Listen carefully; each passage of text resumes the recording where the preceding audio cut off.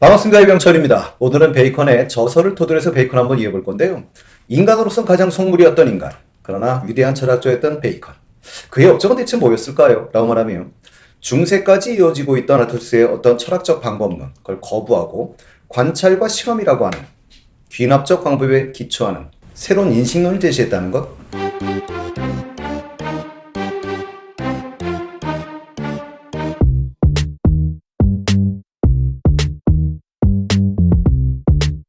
새로운 인식론을 제시했다는 것. 물론 여러분 생각엔 어떤 느낌 받으십니까? 당연한 거 아니야? 라고 생각하시겠지만 이게 왜 획기적이냐 이렇게 말하면 항상 발상의 전환을 일으키는 사람의 문제인 것이지요. 그것이 후대에서는 너무나 당연하게 느껴질지 모르겠지만 그 당시로선 혁신적인 방법이었던 겁니다. 그리고 실제로 이런 베이컨적 사고가 출현하면서부터 과학기술의 발달을 가져오게 되는 계기가 되었고요. 이와 같은 과학기술의 발달을 토대로 서양이 동양을 역전하는 그런 계기를 마련한 인물이 바로 베이컨이라고 보시면 됩니다.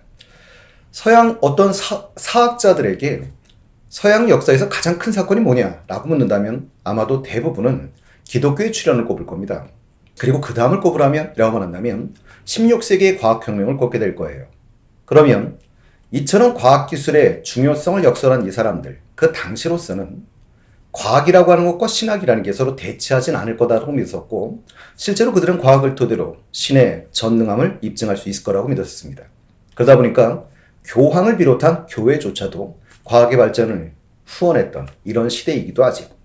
자, 그럼 베이컨의 그 저서 신기관이라는 책인데요. 신기관? 그럼 앞에 보니까 신이라고 써있네요. 신. 라면 떠올리지 마시고요. 새로운이라는 뜻입니다. 그러면 기관이라는 책은 있는 건가요? 있습니다. 그 저자는 아리스토텔레스입니다. 그런데 이 기관이란 말의 뜻은 뭐죠? 그럼 오르가논이라고 하는데요. 방법 또는 수단이라는 뜻이죠. 그러니까 학문의 방법론을 소개하고 있는 책인데 아리스토텔레스의 이 기관이라는 책에서는 연역법의 중요성을 역설하고 있어요. 연역법이라고 하는 것은 너무나 당연하다고 느끼는, 힘드시면 수학 공식처럼 일종의 공리와 같은 그냥 당연한 거 아니야? 맞는 거 아니야? 라고 하는 어떤 진리, 사실에 기초해서 논리적 추론을 토대로 개별적인 사례를 도출하는 방법인데요. 여하튼 연역법 중에 여러분들이 가장 기억이 나시는 게 뭐가 있습니까? 3단 논법이죠. 그러면 이 3단 논법, 여러분들이 떠오르시는 거 뭐가 있으세요? 학창시절에 매번 듣던 말. 인간은 모두 죽는다. 소크라테스는 인간이다. 고로 소크라테스는 죽는다. 이런 방식인데요. 베이컨은 이런 연역적 방법론을 거부하게 됩니다. 근데 왜 거부하게 되냐 이렇게 말하면 이것 때문이에요. 다시 한번 가보실래요? 결론 파트가 뭐 있었죠? 소크라테스는 죽는다. 그런데 대전제가 뭐 있었죠? 대전제는 인간은 모두 죽는다. 그러면 결론은 대전제 속에 이미 포함되어 있는 내용이지요. 그러니 베이컨이 봐서는 연역법이라고 하는 방법은 이미 알고 있던 사실을 다시 확인할 수 있는 것은 맞지만 새로운 지식을 발견하기는 어렵다 이렇게 얘기를 해요. 그러면 우리가 이미 지금 모르고 있는 미지의 세계, 그 자연의 세계를 과연 연역적 방법으로 알아낼 수 있는가에 대한 베이컨의 대답은 노입니다. 고로 자연에 대한 비밀을 밝히는 방법, 그것은 관찰과 실험에 기반을 두는 귀납법이 중요하다라고 얘기하고 있는 것입니다. 자, 그럼 왜 베이컨의 교재는 신기관일까요? 이렇게 말하면 기관이란 책은 아리스토텔의 책이었었고요. 그럼 새로운 방법론을 제시하는 겁니다. 그럼 여러분들이 보시면 알겠지만 오르가논이라는 말은 그렇지요. 방법 또는 수단이었었고요. 그럼 이 신기관이라고 할 때 이걸 노붐 오르가눔이라고 표현하는데요. 노붐이란 단어는 뉴란 뜻입니다. 그래서 새로운 방법론을 제시한다 이런 뜻이죠. 그래서 귀납법을 중시하는 뜻이고요. 실제로 그 베이컨 같은 경우는 아리스토텔레스 같은 고대 철학자들을 비난합니다. 뭐라고까지 표현하느냐면 아리스토텔레스는 인류를 가둬놓은 독재자다 이렇게 표현하는데요.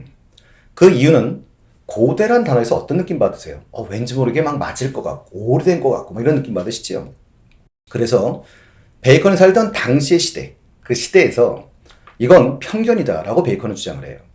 실제로 그 사람들이 연장자가 아니라 그들은 어린아이에 불과하고 우리가 더 연장자다 이렇게 말하는데 이 말이 좀 마음에 닿으시면 베이컨의 방법론 이해가 되시는데요. 우리도 실제로 그렇게 살다 보면 왠지 모르게 고대 철학자가 말했대 그럼 맞는 것 같고 왠지 모르게 연장자의 느낌을 받으시지만 베이컨의 주장은 간단합니다. 그들이 쌓아놓은 지식에다가 당시대, 그 시대를 살고 있는 사람들은 자기들의 관찰과 경험, 이런 지식을 쌓아서 더 많은 지식을 알게 된 사람들이니까 지식적인 측면으로 놓고 본다면 고대 철학자에 비해서 오히려 자기들이 더 연장자다라고 표현하고 있는 것이지요. 자, 실제로 이제 베이컨의 신기관에 보면 인류가 쌓아올린 3대 발명품을 소개하고 있는데요. 우리가 들었던 바로 그 대목입니다. 인쇄술, 화약, 나침판이지. 그러면서도 아리스토텔을 또 비판하지요. 아리스토텔스와 그와 같은 논리적 추론의 방법, 어떤 논리적 사유를 강조했다면 이와 같은 발명품들은 발명되지 않았을 거다라고 표현합니다. 그리고 신기관이라는 책의 표지는요, 여러분들이 헤라클레스의 두 기둥, 그리고 그 앞을 지나가고 있는 배를 만나시게 되는데요. 헤라클레스의 두 기둥은 실제로 헤라클레스가 자기가 가는 길에 있어서 산이 있었는데 자기 길을 막고 있다고 해서 산을 없애버리지요. 그리고 해협을 만들어서 두 개의 기둥을 세운 이야기인데요. 이 헤라클레스의 두 기둥은 여러분들이 어디서 만날 수 있냐면 제가 화폐 얘기할 때도 한번 말씀드릴 건데요. 화폐 보시면 달러의 기호가 있지요. 그 기호에 보시면 S자의 두 개의 기둥이 세워져 있는데요. 그게 실제로 헤라클레스의 두 기둥을 의미하는 말입니다. 그렇다면 왜 이런 책 표지를 실었을까요? 라고 말하면 실제로 자기들의 어떤 지식을 얻는 데의 방임으로 되고 있는 그 산과 같은 걸 부숴버리고 새로운 지식으로 나아가야 된다라는 것을 상징적으로 보여준 것은 아닌가 싶습니다. 실제로 신기관이라는 책의 부제는 자연 해석과 인간 세계에 관한 잠언들이라는 책인데요. 이 책에는 여러분들 알다시피 우상론에 관한 내용이 들어있고요. 참된 귀남법을 얻는 방법론에 대한 설명도 들어있고요.